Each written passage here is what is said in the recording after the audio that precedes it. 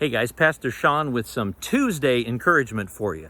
Now we're going to talk today about God's heart and probably the story about Jesus that I think reveals more about God's heart than any other story in the Bible. Now let's go backwards just a little bit. Today we're dealing with so many crazy things, and we need to know what God thinks about certain issues. We need to know what God wants us to do in certain situations. Now let's look at this.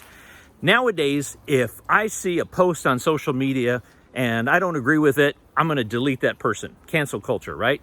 Something that's important to me, if people don't think it's equally important to me, delete. If they like something that I don't like, delete. If they associate themselves with something that I don't like, delete. They're no longer on my Facebook, Instagram, Twitter, whatever it is. They're deleted, right? Now, that's really not the heart of God. And I believe we have a story in the Bible that would agree with that. And the story is Lazarus. Now, the story of Lazarus is really unique because Jesus came into a situation where he knew the truth. And yet, he took the time to listen to the people. So he knew what the truth was, but he took the time to listen to people and get their perspective and, believe it or not, have compassion on them. And we need to do the same thing in this culture. Instead of canceling people out and deleting people, we need to have that same heart that Jesus showed us. Now, the story is this. Jesus was told about Lazarus being really sick. He waited a few days, and then he went to Lazarus' home.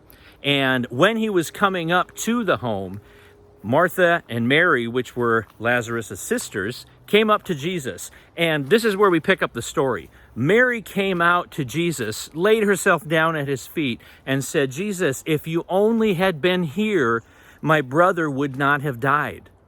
If you only had been here, my brother would not have died.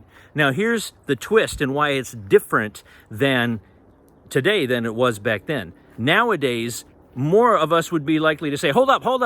I am going to fix this problem. Don't have any stress. Don't have any sadness because I have a solution that's going to happen. So let me interrupt you and say, hey, I know what the truth is. Let me tell you about it. But Jesus didn't do that. Jesus did one thing. He listened. And then he had compassion on them. And then he wept with them. Verse 35, Jesus wept. When he was walking to the tomb with Mary and with the other Jewish people who were mourning, he already knew he was going to raise Lazarus from the dead. He already knew it. It was already an established fact in his mind. And yet, that's when we see that Jesus wept. Why? If Jesus knew what was going to happen, why didn't he try and cheer them up and say, hey, I got great things coming. Don't worry about it, guys. Stop. He didn't do that. And today I feel like many of us don't take the time to listen to someone else's perspective. Now, when we do that, we may find that they're coming from a place of very real pain that we need to care about and we need to have compassion on. Or they might just be wrong, but it's more important that their voice is heard and that they can see that you're a safe place. Because when we reveal the heart of God to people, they're going to want to be a part of that. When we live like Jesus and we act like Jesus and we say the things like Jesus said, people are going to want more of that because it's awesome. And when we show compassion, when we listen, we're showing the heart of Jesus to them. Now, of course, after Jesus wept with them and showed them compassion, he went there and then he said, roll that stone away. And they're like, whoa, what's happening?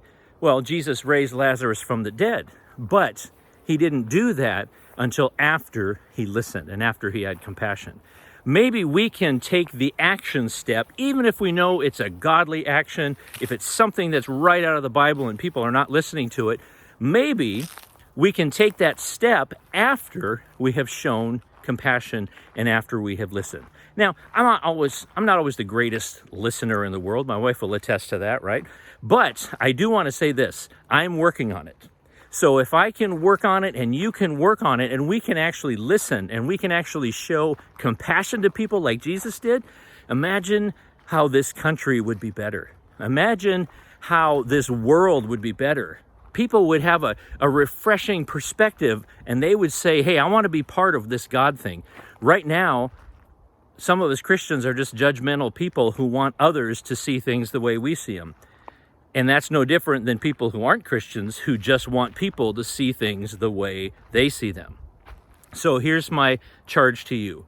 Take some time to understand someone who disagrees with you. Doesn't even matter the issue. There's a lot of them out there today. But take the time to listen, take the time to understand, and to hear what people are saying and why they're saying it. Weep with them if you must.